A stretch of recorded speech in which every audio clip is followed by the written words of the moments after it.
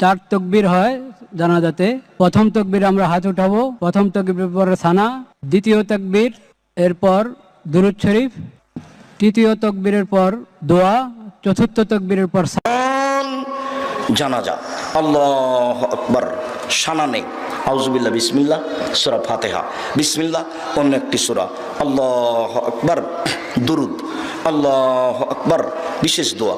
আল্লাহুম্মা গফির লাহু, আল্লাহ তুমি লোকটাকে ক্ষমা করো, ওয়ারহামহু তুমি তার প্রতি রহমত নাযিল করো, ওয়াফিহি তুমি তাকে মাফ করো, ওয়াফানহু তুমি তার প্রতি নিরাপত্তা অবতীর্ণ করো, ওয়াকরিম নুজুলাহু তুমি তাকে দামি সম্মানী খাদ্য খেতে দাও, ওয়াসমাত খালাহু তুমি তার থাকার জায়গা প্রশস্ত করে দাও, ওয়াগসিলু বিল মা'i ওয়াসসালজাল বারাদ কামা নাক্কাইতা সাওবাল মিনাদ দানাস তুমি তাকে ঠান্ডা স্বচ্ছ পানি দিয়ে ধুয়ে পরিষ্কার করে দাও, যেমন ভাবে সাদা কাপড়কে ময়লা থেকে ধুয়ে পরিষ্কার করা হয়।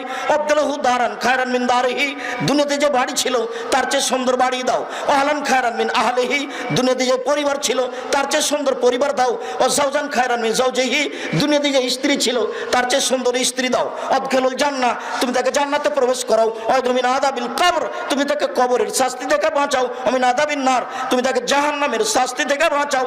আল্লাহুম্মা গফির লিহাইয়িনা আল্লাহ যারা আমাদের জীবিত তাদের তুমি ক্ষমা করে দাও, ও মাইয়িতিনা যারা আমাদের মারা গেছে তুমি তাদের ক্ষমা করে দাও, ও শাহেদেনা যারা জানাজায় উপস্থিত হয়েছে তাদের তুমি ক্ষমা করে দাও, ও গায়েবেনা যারা জানাজায় উপস্থিত হতে পারেনি তাদের তুমি ক্ষমা করে দাও, ও সাগিরেনা যারা আমাদের ছোট তাদের তুমি ক্ষমা করে দাও, ও কাবিরেনা যারা আমাদের বড় তাদের তুমি ক্ষমা করে দাও, ও দাকারেনা যারা আমাদের পুরুষ তাদের তুমি ক্ষমা করে দাও, ও উনসানা যারা আমাদের মহিলা তাদের তুমি ক্ষমা করে দাও।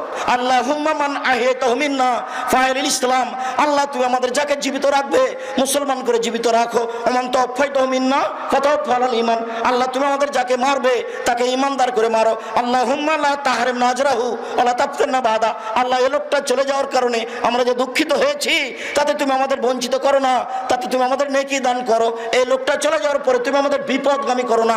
আসসালামু আলাইকুম ওয়া রাহমাতুল্লাহ, আসসালামু আলাইকুম ওয়া রাহমাতুল্লাহ। এ হচ্ছে সালাত। সালাত মানে ডাকা। আল্লাহু আকবার থেকে সালাম পর্যন্ত দেখবেন শুধু আল্লাহকে বলতেই আছে। 1 মিনিট প্রয়োজন।